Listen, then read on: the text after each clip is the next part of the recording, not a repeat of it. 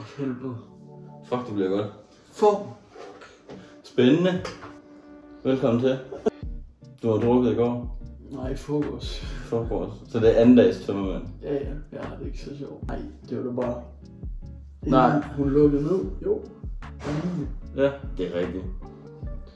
Det er også grunden til, at vi sidder her. Det er på grund af, at Mette har lukket ned for byen, så man må starte tidligt. Og vi skal starte hårdt, tænker jeg. Til den skarpe seer, så er der jo sådan lidt i kanten og i baggrunden. Og det er fordi, det er jo som sagt 11. december. Og jamen, vi har Natholdets julekalender derovre. Du tager den frem. Spændende. Den er... Det er jo derfor. Ja. Super. Lidt længere end få minutter senere. Ja, Natholdets julekalender. Ja. Sidste Bryghus julekalenderen. Og Fernet Brancaen. Det kommer til at foregå, at vi tager fra selvfølgelig advent, og så starter vi med 1. december, så tager vi en halv øl hver. Det vil sige 1. december natholdet, så tager vi den en halv, og så bagefter sidste Bryghus. Så for hver 2. december, så tager vi en Fernet Branca hver. Men jo, det bliver spændende, det bliver godt. Vi har altså en nødmokaj i selve julekalenderen. Så har Gabi, han har fået fat i en kuldshaker, og så har vi 2 vand, som vi så kan nyde godt af. Det bliver spændende. Tror du, vi bliver fulde? Nej, jeg tror, vi holder den. Jeg tror heller. Jeg kører hjem herfra. Jamen, der er jo ikke andet for end at sige, at vi ses i hegnet, og så ses vi nede på fortet. Nej, vi skal jo også huske at sige glædelig jul. Ja, glædelig jul. Hvordan gør I det? Ja, det åbner du. Simpelthen. Hvad er det for en? Aqua... Vi tager Sydfyn. Er den fra Lille Sydfyn? Frande i... Det ligner sgu da noget æblesnart. Med rips. Ja. Ja, altså det skal bare høvles, det her lort. For helvede. Men jeg tror ikke, den er så slem, at det ikke. Jeg hader alt, der minder om snaps. Det kan jeg sgu mærke. Jeg skal nok vælge først. Ej, men glædelig første søndag i advent. Puha. Det bliver Puha. skål. Skål.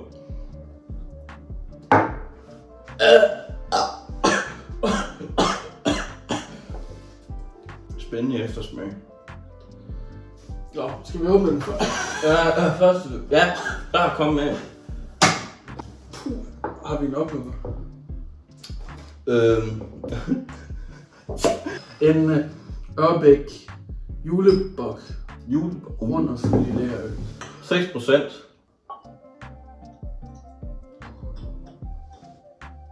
Men den dufter godt. Den dufter mega godt.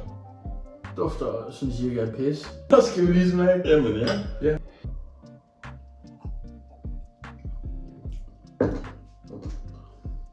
Ej, den er faktisk okay. Eller den kunne du ikke lide. Nu vi skulle bare lige smage på den. Skulle vi ikke bare smage på den? Så her. Ej, det er også en bok. Jamen, du kan jo lige fortælle om den. Jamen, jeg har en fin Christmas bok her. God blanding af pale ale. En all around et eller andet. Ved ikke, jeg har ikke forstand på det. Den er lidt hård. Hvor mange procent er der i? 7%. 7. Ja. Det er lækkert. Puha, det er godt. Du hader jo også Thisted Bryghus. Jamen det er, ja. Overalt på jorden. Ja. Skål. Skål. Buffalo. Den skal jo ned alligevel. Men nej, den er god. Men den er nemmere at drikke end den anden. Den er meget tynd. Ja, men den er bedre at drikke. Ej, den er nemmere at drikke end den der.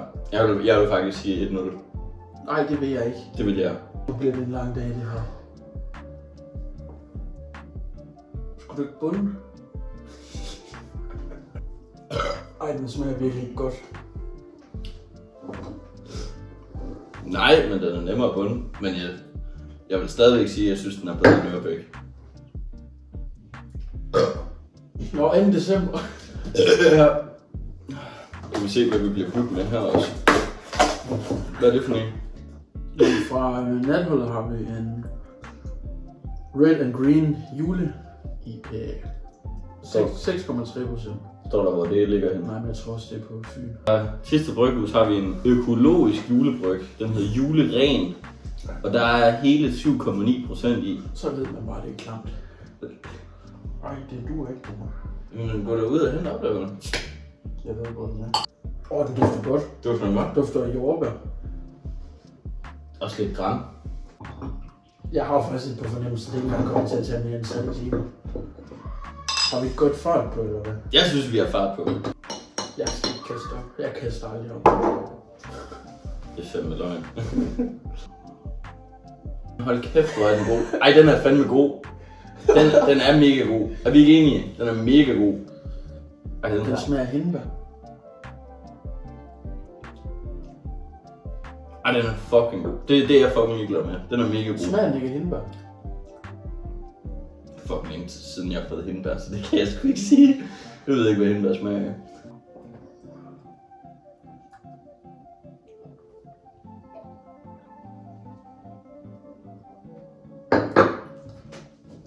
Jeg har på fornemmelsen, og når vi når til måske 4. december eller sådan noget, så kan vi ikke bunde mere. Så er det sådan noget, skal vi have ølpokken-agtigt.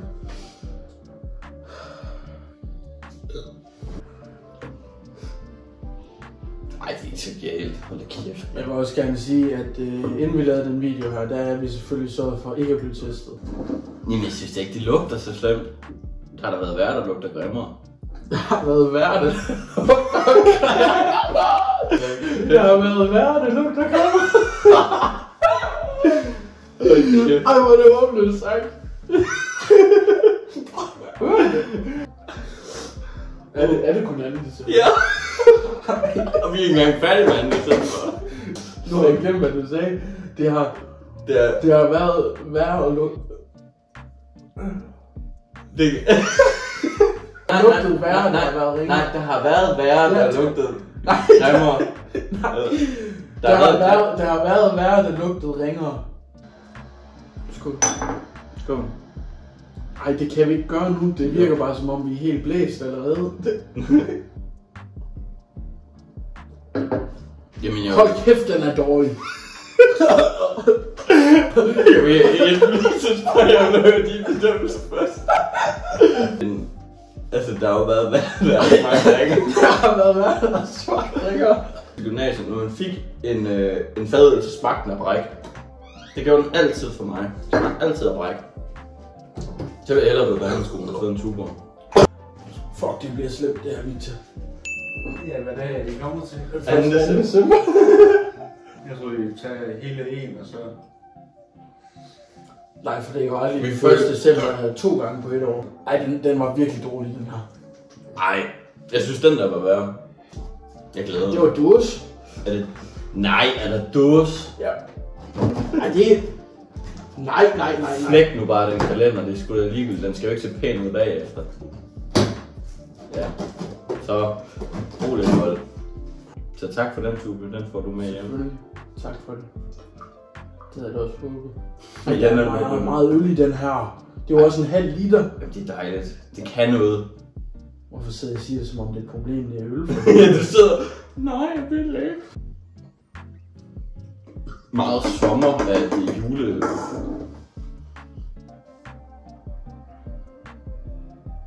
Jeg synes, den er meget frisk. Ja, den dufter bare meget frisk. Skål. Skål. Revpis. Jeg vil stadigvæk sige, hvis man måler den ud fra Thisted Bryghusets pilsner eller pilsner fra Thisted Bryghus. Det er virkelig min hadøl. Sorry to say, den skal I fandme upgrade. Hvis I siger noget, det gør I ikke. Umuligt. Men pilsneren er simpelthen den dårligste øl, ja. Men jeg vil sige, ud over det, så laver vi også lortøl. Ej, det tror jeg ikke, jeg kan.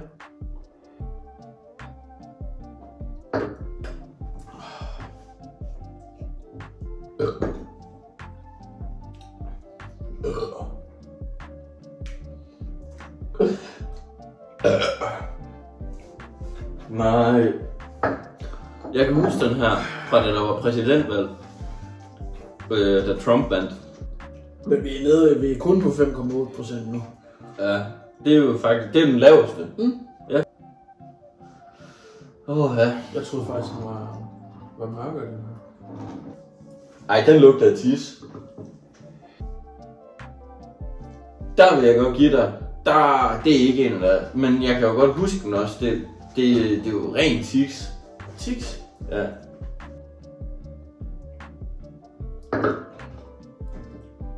Den er egentlig meget fin. Du snakker godt om Thisted Bryghus. Nå, jeg tror det var den. Smær helvedes.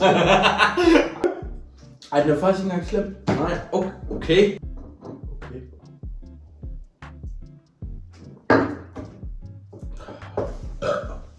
Hvad dag er det nu? Det er den 4. Hold kæft, vi bliver fuld. Ja, jeg kan ikke engang finde 5 her.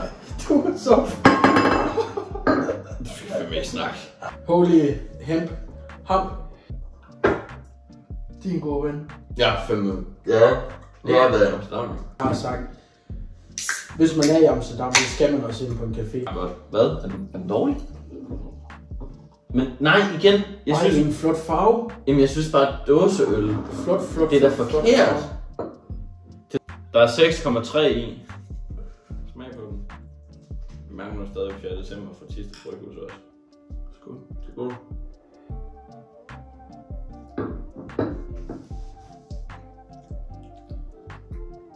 Jeg synes i bund og grund, alle øl smager det samme. Nej, fordi du har sagt lort. Lort. Den er egentlig meget okay. Nå, nej, det er jo Thisted Bryghus. Lort! Ja. Men skål på det. Og hvordan så skåler vi der? Vi mangler stadig 4. december for Thisted.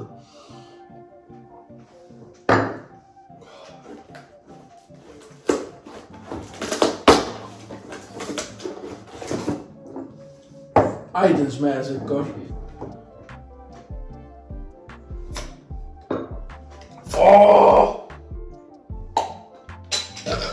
Det skulle da Øko Classic.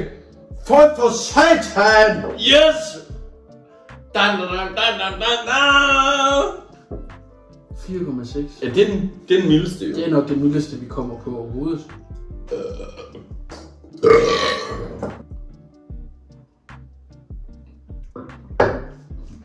Og det smager også lort. Altså, den kan jo godt bundes jo. Det er jo en bundenøl, den her. Ja. Så kan du... Nej, ved du hvilken dato vi er nået til? Ja, jeg ved det godt.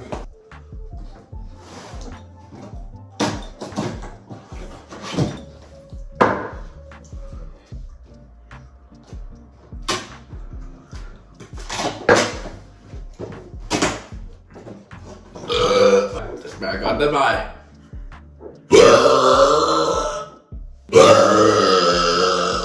Okay, så går vi fra de 7% op til de 45,8%. Og her har vi en dill aquavit, en barreri kaviar, tamansk, bjergpeber, dill frø, frisk dill, dill spidser. Er den stærk? Ja. Er den stærk? Hvor er den fra? Lidt vand, altså. Det skal jeg ikke. Jeg kan bruge min spand. Ej, jeg kan stoppe nu. Jeg kan bare mærke, at jeg kan tage lige spanden. Jeg kan bare mærke, at jeg kan stoppe det. Jeg tror ikke, jeg kan stoppe. Jeg ved det ikke. Du kunne jo godt lige skåle med mig. Prøv det, hvorfor? Der er reklamer i baggrunden. Du kunne godt have ventet til flammerne kom tilbage.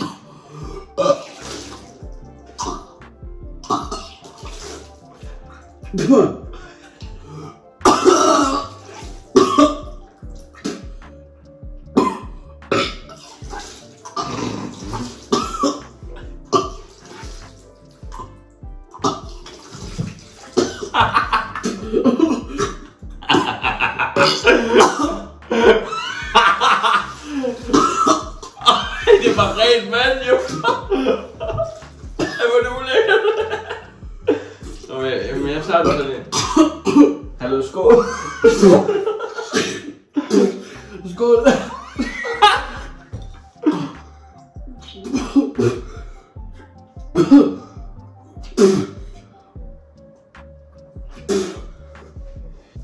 Puh, ja. Puh, ja. Er det sådan lidt tequila-smag, ikke? Nej. Overhovedet ikke. Men det er jo det, jeg sagde med snaps, det dræber mig. Jamen, jeg har spanden fremme. Ingenting. Vil du også hælde? For helvede, Jens, det var jo det, jeg sagde. Nej, ved du, hvad vi har glemt? Ja, jeg ved godt, hvad vi har glemt. Til den dejlige seer derude, så havde vi jo også Fanta Branca, og det har I jo nok været ops på. Det ved jeg ikke, om I har, men altså... Ej, min mund smager det. Hvorfor synes jeg bare, det lugter af ristet løg? Du lugter bare af ristet løg. Altså, det er forfærdeligt. Jeg kan jo slet ikke klare det her, Jens. Det kan jeg sgu da heller ikke. Jeg får lidt... Dude, jeg kan ikke finde 1. december. Den er rød. Her. Jamen, hvad med mig? Hvor var mit glas? Der var. Nå.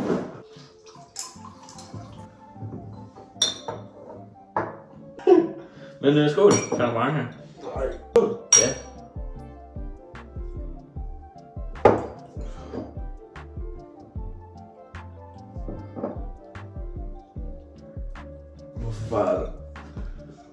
Hvorfor knas min?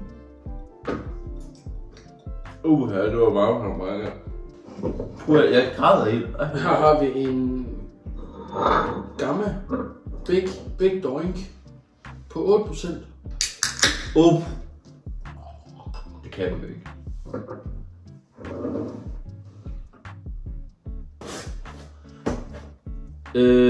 Ja.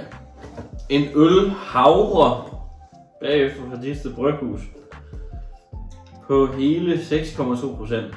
Igen frisk IPA. Jeg er ret sikker på det der, det er IPA. Jens, vi overlever ikke det her. Det handler ikke om at overleve, det handler om at gennemføre.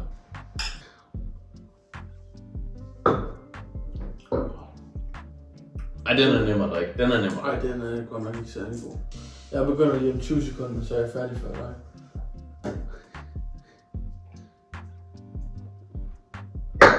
Men imens kan jeg åbne.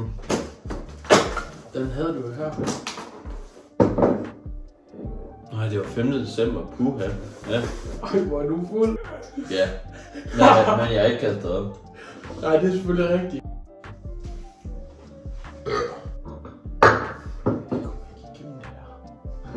Men det har du jo selv sagt, at vi bliver nødt til. Det gør vi også. Ej, den er mørk. Det er jo lige før, at vi skal tage ølbommen. Men det synes jeg også bare er meget tidligt. Ej, den dufter bare ikke af mørkøl, men jeg ved bare, at den smager af røv.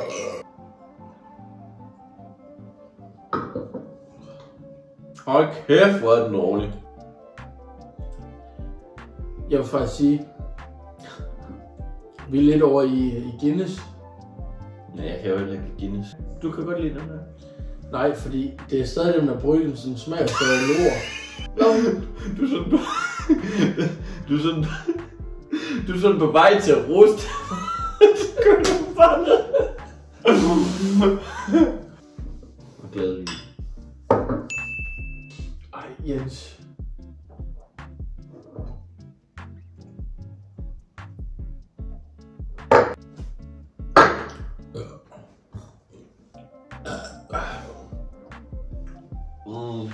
Er det lasagne? Snaps, er det lasagne, det er mit bræk. Nå! Er det lasagne?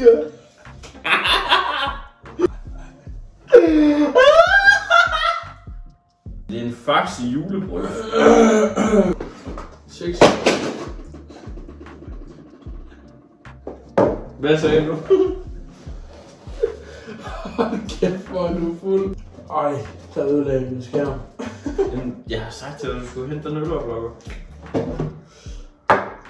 Jeg ved heller ikke, hvorfor jeg ikke kan åbne det her lort. Jeg synes, vi skal starte med Fanta Branca, og så bagefter øllen. Hvad? Der var 6,2 i. 6,0. Prøv, så skal du overveje, så går der 2 øl, før du skal have den næste. Der går 1 øl. Ja, vi tager den bagefter øllen så. Skål.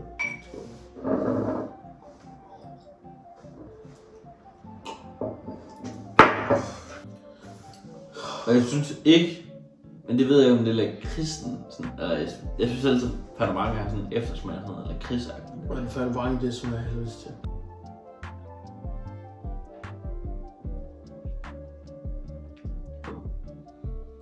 Jeg kan ikke fjerne Pater Mange smag. Nej. Den er bare mørk. Den er bare rigtig mørk. Det var jo den. Det er jo til alle dem. Det er jo nok den, jeg brækker mig af. Hvis jeg skal brække mig, så skal det være noget kaffe. Scherbo. Den har 6,5%.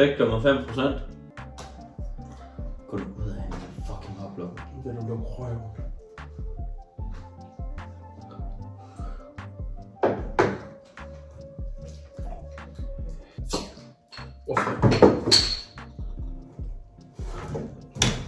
Hvorfor har jeg brugt min mobil? Ej. Det er bare kaffeøl. Det er kaffeøl. Det er kraftigt med sortere end mig. Jeg kan ikke drikke den der. Altså, det er rent bund. Ej, for satan, hvor dårlig. Er du i gang med at opsætte? Ja, den smager nok af sommersby og alt muligt også. Gør den røv.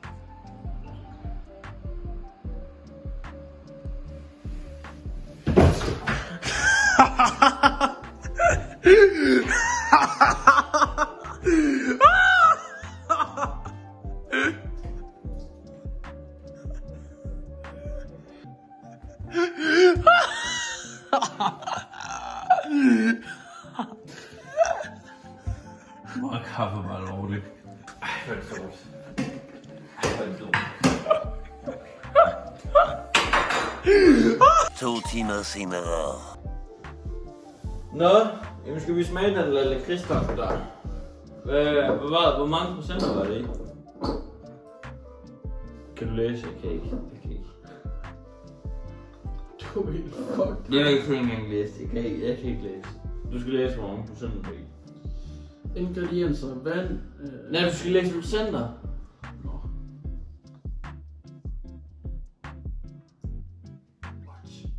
Hvad? 5,1. Ja, skål. Skål. Fuck, det bliver forfærdeligt. Vi smager.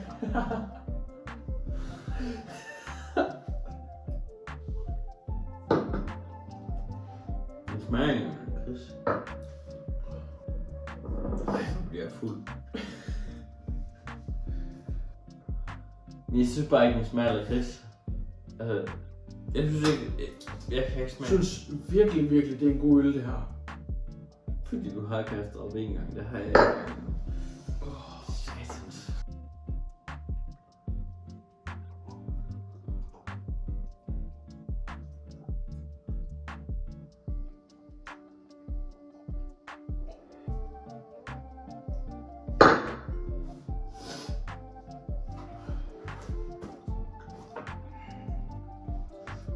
Ja.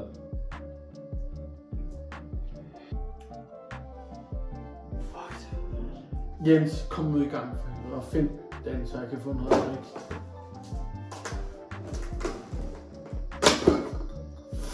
Det må være. Jeg håber, det er den 6. Jeg er fucking glad, om det er den 6. eller ej. Nej, du skal kigge. Okay, det er den 6. En julefnug. Hvor mange procenter? Jeg kan slet ikke finde ud af at åbne med den. Okay, en julefnug. Ja. Det har du smagt før. Men... Nogle procenter? Okay, en sød julefnug. Vi ligger på de stabile. Det er kun 5,8%.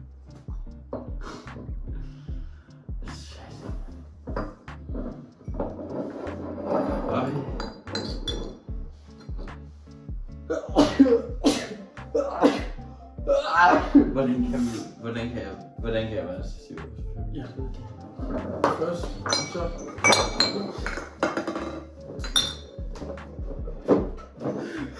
Ja, stiv.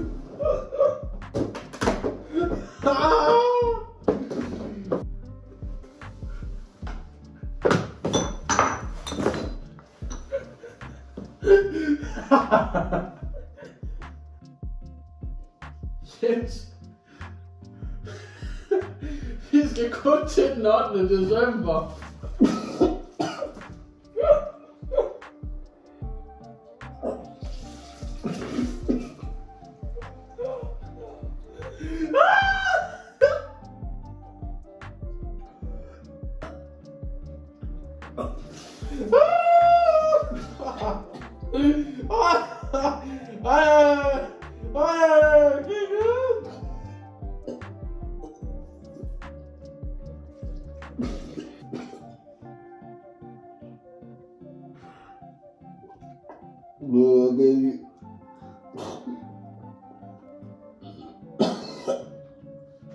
Altså, Jens, han skal bare sove, og jeg skal... Vi skal fortsætte. Hvad? Vi skal fortsætte.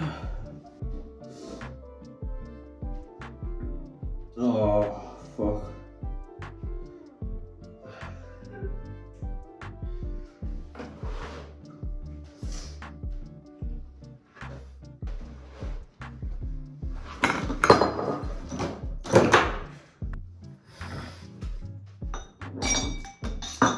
Okay, jeg vil også godt undskylde på forhånd for, at Jens han ikke engang kommer over den 10. december. Jo, ja. Tak. Jeg giver ikke op. Det er ikke det, jeg siger. Jeg kan lyde og pisse. Ja.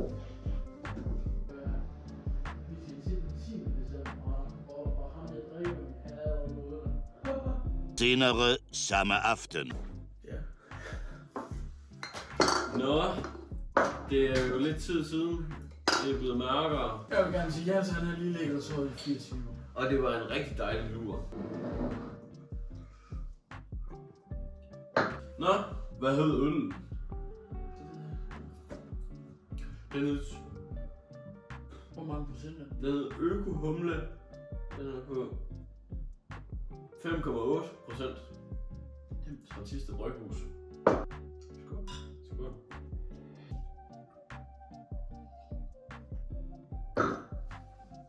Hold da, jeg skal lige indstille mig, at jeg skal drikke øl igen. Det smagte indebrændt. Jamen, det er helt håbløst, det her. Mine tømmermænd, de har godt nok ikke fået det bedre, efter jeg begyndte at drikke. Ja, vi skal bare have høvlet den her, den er godt nok dårlig. Der vil jeg godt holde med i, hvad du mener om Thisted Bryghus.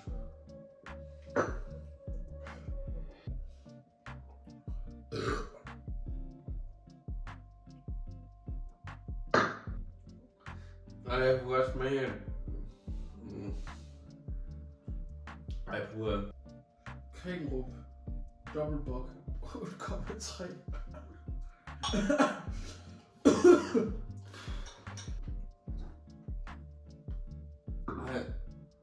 Ej, hvor er det dårligt. Ej, hvor det lugter dårligt. Det er for godt. Skål din syvsår. Du skal huske at drikke en højere.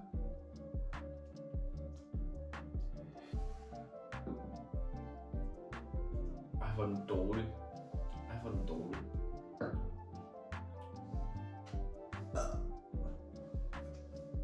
Fuck for helvede! Jeg vil gerne sige, at det her det er nok den ringeste øl, jeg nogensinde har drukket. Fordi når jeg drikker Limfjordsporter, så har jeg en forventning om, at det smager af pis. Men indpakken. det her, så regner man med, at okay, det kan måske godt drikkes, men nej, det kan det ikke engang. Nej. Altså, den smager godt, hvis man ikke har nogen smagsløg. Og den smager godt, hvis man godt kan lide pis. Og lort. Ej, jeg kan ikke den der. Den skal bare over. Kom. Du skal selvfølgelig lige aflive den der kat først. Okay.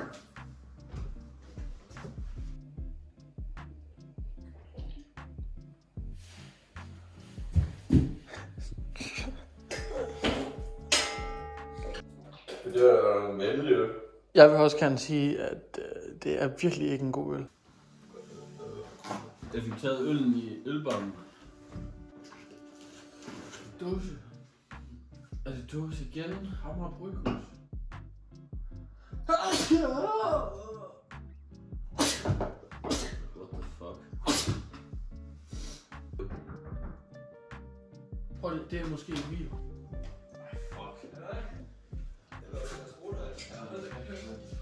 Kan jeg ikke godt hente noget at spise til os? Jeg er ved at dø. Jeg er ved at spise. Jeg har ikke engang fået morgenmad. Prøv lige at høre her. Kan I ikke lige tage ned på væggen og så lige hente 20 nuggets til mig? 20 nuggets? Det er ikke så svært. I kan godt købe det som menu. Jamen 20 nuggets, og så skal jeg bare have 3 fritsauce. 3 hvad? 3 pomfritsauce. Så er det fedt. Okay, så vil jeg gerne have en mixed team box menu. Ej, hvor er det.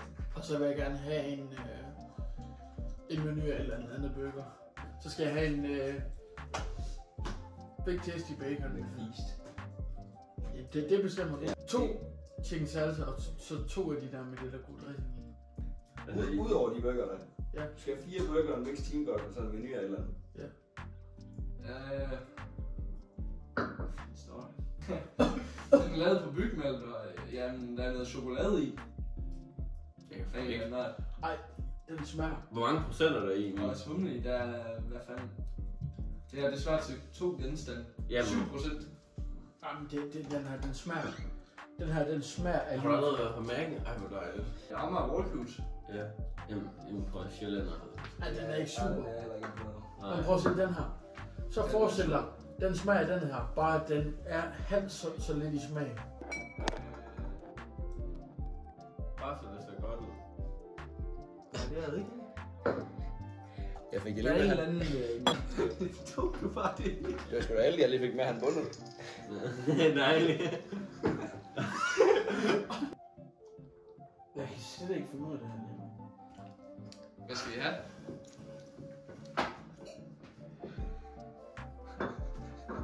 Hvad skal vi have? Her skal vi have en Rio Grande Blood. 12%! Nå. Det skal jeg bede om. Ej, hvor er den mørk. Ej, hvor er den mørk. Ej, hvor skidt. Ej, jeg kan bare lukke det lige rundt. Og det er ikke engang sidste bryghus. Ej, for helvede. Står der, står der overhovedet, hvad det er godt til? Djævelens er hans fællesskab. Nej, det står der ikke. Jamen, det er jo også planen. Det er fordi, vi tager hver anden. Ja, det er en kaffe, vi gør. Jamen, han gjorde sådan her. Ja, jeg kan gå enkelt. Hvad? Jeg kan gå enkelt.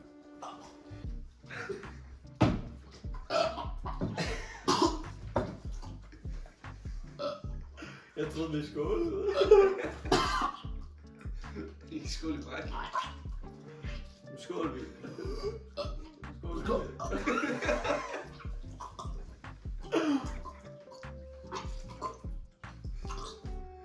Ej, der kan blive stik herinde. Ej. Skål. Skål.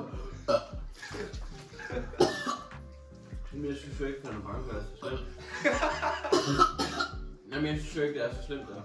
Men... Det synes jeg heller ikke. Det ser virkelig ud. Ej, du gør, hvordan?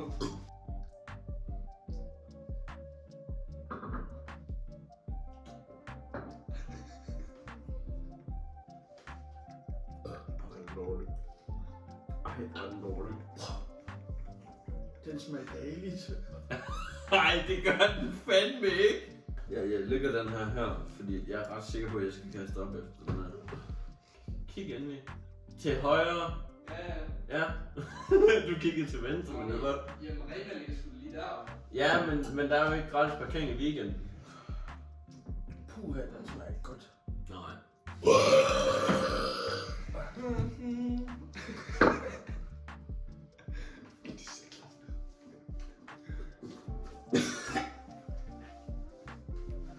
Hvad så, Jens? Drik nu. Du skal drikke.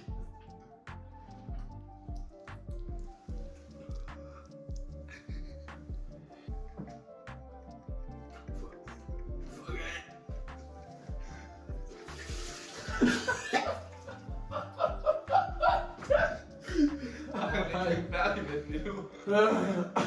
Du har ikke engang taget halvdelen. Smag bare lige på den. No fuck.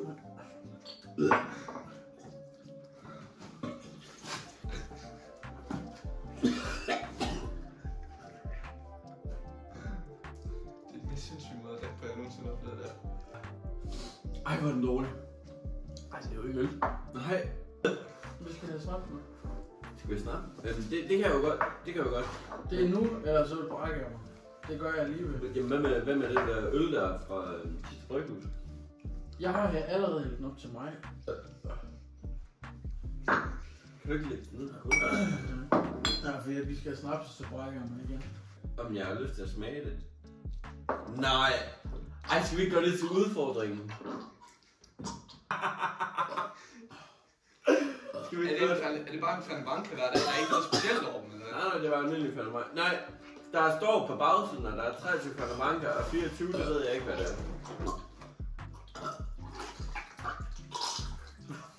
Det var snart.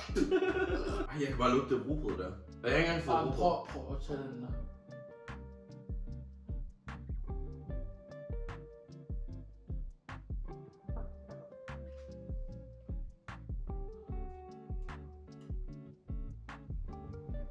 Jeg tror, det kommer mig til gode, jeg kan godt lide snaps. Ej, det kan jeg slet ikke engang, det her. Fuck. Det der, det er den værste snaps, jeg nogensinde har fået. Nej, fordi Jeg vil hellere drikke ulvesnaps. jeg synes nummer 2 var værre. Men nummer 1, der var en god eftersmag. Fordi den smagte af sådan noget æbleagtigt. Fuck! Okay, det er en gave. Nej, det er sgu okay. Prøv, så får vi bare... Nej, der var han jo, redningsmanden. Det var aldrig, jeg kom på McDonald's for 310 kroner. Tak, fordi du gad at give det.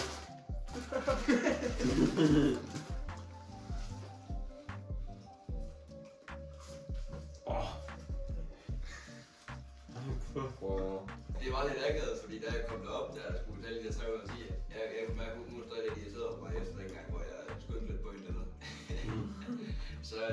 så da jeg lægger kortet på, så blev det bare afvist, fordi jeg skal sætte kortet i. Det var den akavet 30 sekunder. Vi drak den ikke. Den står hjemme med bryllup. Jeg sneg den jo med ud. Så tog du den med udenfor, så tænkte jeg, det var sgu da dumt, at man bare kunne drikke den. Nå, men hvad fanden er det så for en, I stod der? Er det ikke en juleflug igen? Nej, jo, den smager ikke godt. Er det en juleflug? Nej, det er juleren. Juleren. I har den ikke? Jo, men åbenbart så er det jo sådan en julekalender, hvor man propper det samme i hele tiden. På jul. Ja, vi har fået det er to jo julerer i den, den der. faktisk, hvis jeg skal være ærlig, det er kun dem fra Amager, der har været i dåser.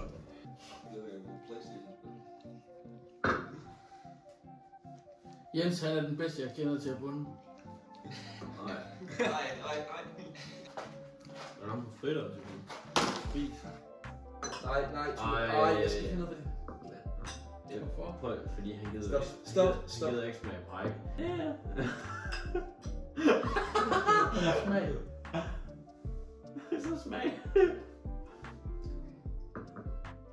Nej, den er sgu ikke så god som øl, han sagde. Skål. Vi har også smag. Smag det igen. Jeg har virkelig lyst til at drikke mere. Har du ikke lyst til det? Men vi bliver ved. Ja, jeg forstår.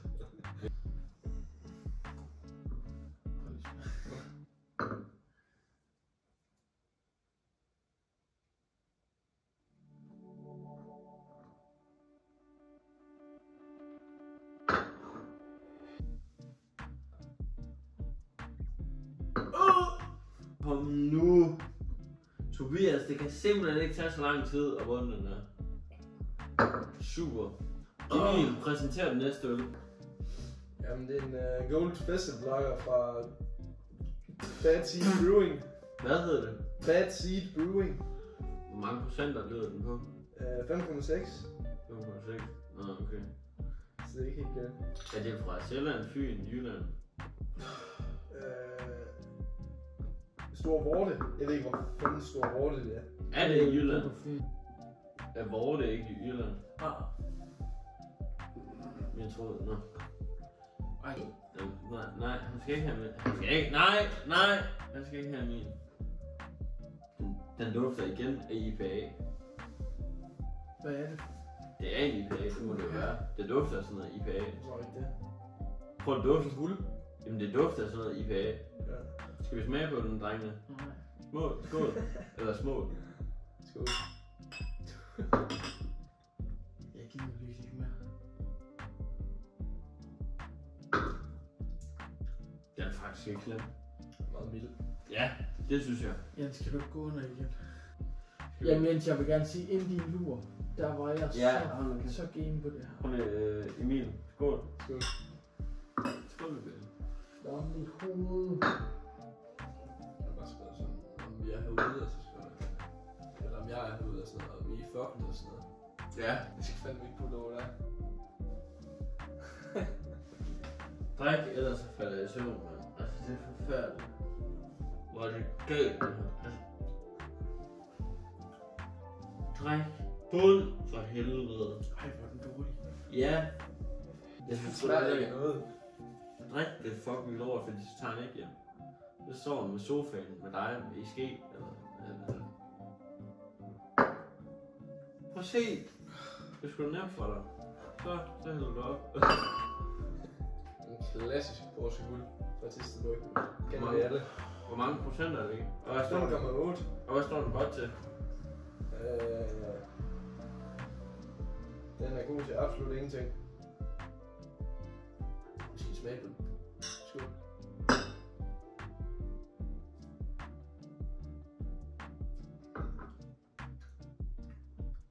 Det smager heller ikke noget. Altså, jeg synes, at Porsche Guld er forfærdeligt. Pisse. Jamen, vi skal altså blive færdige med det her. Jens, det bliver... Nej, men vi skal bare videre end det der. Det er fandme dårlig stil, at vi kun er nået halvvejs.